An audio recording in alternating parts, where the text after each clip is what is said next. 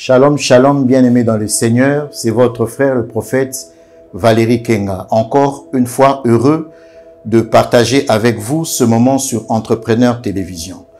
Nous allons partager des moments d'exhortation afin que le Seigneur puisse nous éclairer davantage sur le sujet qu'il a bien voulu nous donner aujourd'hui. Pouvons-nous donc baisser nos têtes pour que nous puissions prier? Prions le Seigneur. Père, nous te sommes infiniment reconnaissants pour cet instant. Nous te disons merci pour une famille qui nous suit en cet instant. La gloire qu'elle te soit rendue, que la paix, que l'amour puisse être le partage d'un chacun. Nous prions, Père très saint, afin que, Seigneur Jésus, ta faveur divine puisse, Seigneur, être, Seigneur Jésus, notre partage au quotidien.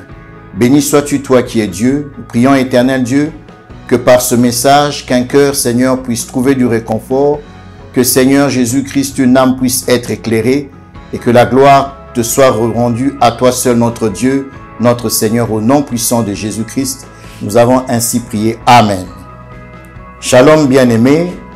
Aujourd'hui, j'ai voulu que nous puissions partager avec vous deux passages bibliques. Mais le thème que nous avons choisi en ce jour s'intitule « Tu n'es plus esclave ». Tu n'es plus esclave. Nous allons lire notre premier passage et ensuite nous lirons le deuxième qui va faire l'objet de notre exhortation. Et donc nous allons lire le passage de Galates chapitre 5 verset 1 que chacun d'entre nous connaît. Il est écrit ceci: « C'est pour la liberté que Christ nous a affranchis. Demeurez donc fermes et ne vous laissez pas mettre de nouveau sous le joug de la servitude. » Et le deuxième passage se trouve dans le livre de Exode. Exode, nous allons lire Exode au chapitre 14, du 1er au 8e verset. Nous allons lire Exode au chapitre 14, comme je le disais, du 1er au 8e verset. Nous lisons pour la gloire de Dieu.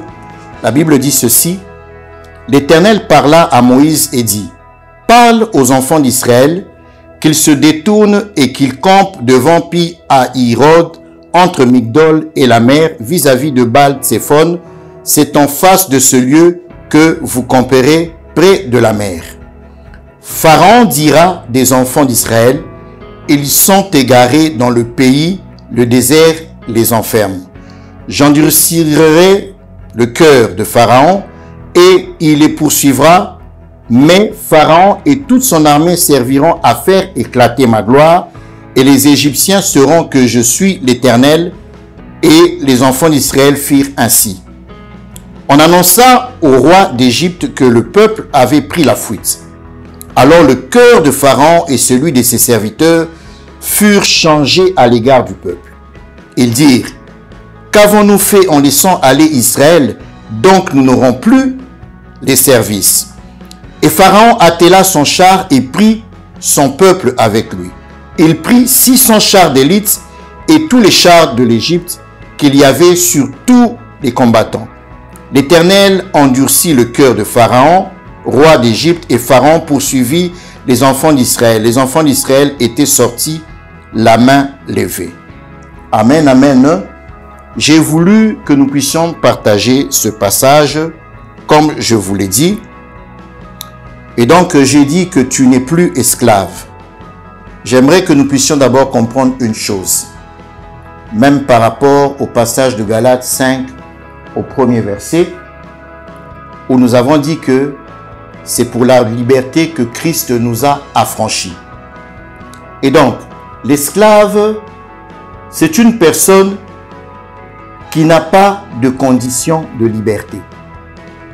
L'esclave, c'est une personne qui est sous la puissance absolue d'un maître. L'esclave, c'est quelqu'un qui appartient à un propriétaire qui exerce un pouvoir absolu sur lui. Et donc, qu'est-ce qu'il y avait? Israël était esclave. Israël était esclave de l'Égypte. Et Israël avait crié vers l'Éternel. Il a crié vers l'Éternel, l'Éternel a entendu ses cris. Et l'Éternel a décidé de délivrer Israël. Mais qu'est-ce qui se passe? Je vous raconte ce qui se passe avant le passage que nous avons lu. Israël sort pour aller adorer son Dieu. Et donc, Israël était libre. Mais, il se passe que Pharaon commence à faire des calculs en se disant, pourquoi j'ai fait sortir Israël? J'aimerais que nous puissions voir verset par verset et comprendre que l'Éternel est un fin stratège. L'Éternel, la Bible dit, l'Éternel parla à Moïse. L'Éternel parle à Moïse et il dit à Moïse ce qu'il doit faire par rapport à Israël. Et donc, quand Dieu donne des instructions, il faut obéir. C'est la première des choses. Puisque Moïse a donné les instructions telles que le Seigneur l'avait dit. La première des choses, c'est quoi? Quand Dieu parle, quand Dieu donne des directives, il faut écouter les directives que Dieu donne. C'est quelque chose de très important. Dans la recherche de ta liberté, dans la recherche de notre liberté, dans la recherche de notre épanouissement, quand le Seigneur donne des orientations, il faut obéir à ces orientations. Ça, c'est la première des choses. La deuxième des choses, comme je disais, Dieu est un fin stratège. Dieu peut mener les choses à sa manière pour que la finalité soit votre réussite. Il faut tout simplement nous abandonner entre les mains de Dieu. Vous vous souviendrez d'une chose, c'est que lorsque Dieu avait donné des instructions au roi Saoul, Saoul avait désobéi. Et vous connaissez la suite. Dieu a dit, l'obéissance vaut mieux que le sacrifice. Il a cru bien faire, mais il n'avait pas suivi les instructions que Dieu avait données. Donc, je disais que quand Dieu donne des instructions, nous avons l'obligation d'obéir à ces instructions-là. Parce que Dieu sait ce qui est bon pour nous. Alors, Dieu est fin stratège. Qu'est-ce qu'il dit? Il dit à Moïse de dire aux enfants d'Israël qu'ils se détournent et qu'ils campent à Pi-Hahirod entre Migdol et la mer vis-à-vis de Baal-Tsephon. Et il leur situe le camp où ils doivent être. Alors, l'endroit où ils devaient être était un endroit stratégique. Le Seigneur peut permettre que tu puisses te retrouver dans une circonstance, dans un endroit, dans un environnement, parfois qui peut ne pas être très agréable pour toi, mais c'est parce que l'Éternel est en train de monter une stratégie qui va permettre qu'il puisse te donner la victoire face à ton ennemi, face à ton oppresseur. Parce que souvenez-vous que Israël était esclave et donc Israël n'avait pas de liberté et qu'on exerçait une puissance sur lui. Parfois une puissance qui faisait l'objet de certaines violences.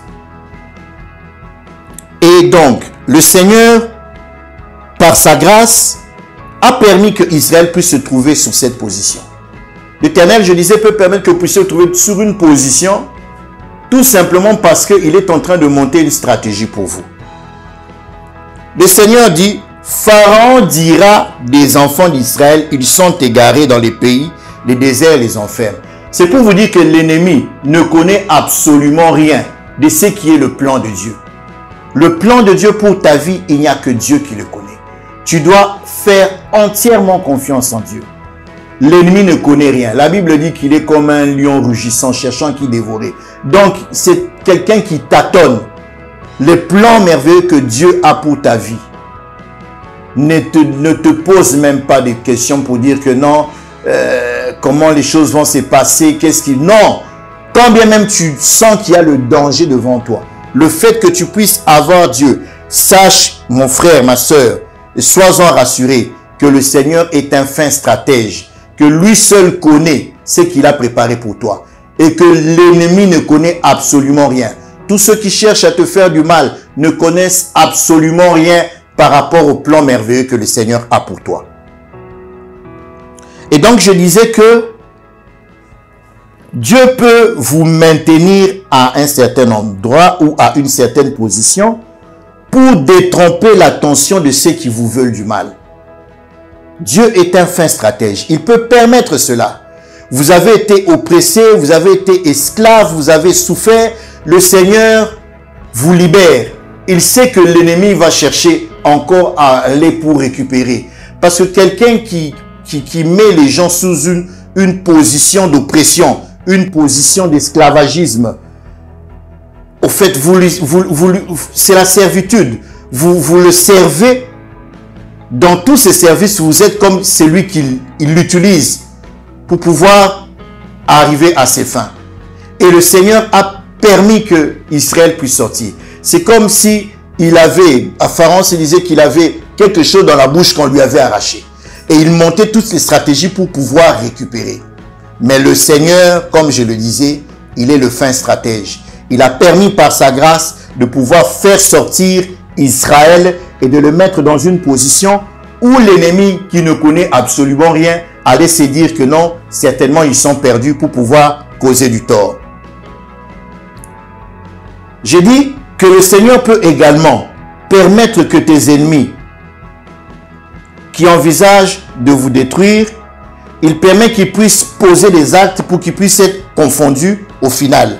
Et c'est ce que le Seigneur a fait. Si le cœur du méchant s'endurcit, comme celui de Pharaon, pour pouvoir faire du mal, parce que dans le verset 4, la Bible dit, l'Éternel disait, j'endurcirai le cœur de Pharaon et il les poursuivra. Au fait, la finalité même quand le cœur de Pharaon était endurci, c'était pour poursuivre, pour que le Seigneur puisse en finir une fois pour toutes avec lui. La personne qui te cause du tort, celle qui te fait du mal, celle où à tout moment, il est là pour pouvoir te mettre la pression.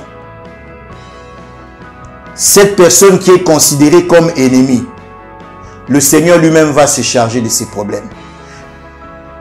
Être libre dans tes actes, être libre dans ta manière de réfléchir, dans tes pensées. Le Seigneur lui-même permettra de mettre fin à ces histoires. Mais nous devons, en tant qu'enfants de Dieu, faire entièrement confiance à Dieu. Ça, c'est très important. Mais ce qui est étonnant, dans le verset 6, la Bible dit, et Pharaon attela son char et il prit son peuple avec lui. Il prit 600 chars d'élite et tous les chars de l'Égypte qu'il y avait sur tous les combattants, au verset 7. Mais je me pose la question, pourquoi il a pris autant de chars comme s'il était en train de poursuivre une armée? C'est parce que pour lui, il n'était même plus sous, tellement qu'il se disait, ça c'est moi qui le dis, il se dit, si je ne sais pas récupérer ce peuple, autant mieux les exterminer. Je te dis mon frère et ma soeur, que Dieu est au contrôle de tout. Quand même l'ennemi montre les stratégies, le Seigneur peut permettre qu'il puisse prendre tous les moyens qu'il avait pour pouvoir te causer du tort. Parce que le Seigneur t'a déjà délivré. Il a déjà fait de toi quelqu'un qui est libre. La Bible dit que nous sommes affranchis. La Bible dit que c'est pour la liberté que Christ nous a affranchis. Ce n'est pas un tâtonnement. Christ, quand il nous a affranchis, c'est pour la liberté. Et une liberté totale.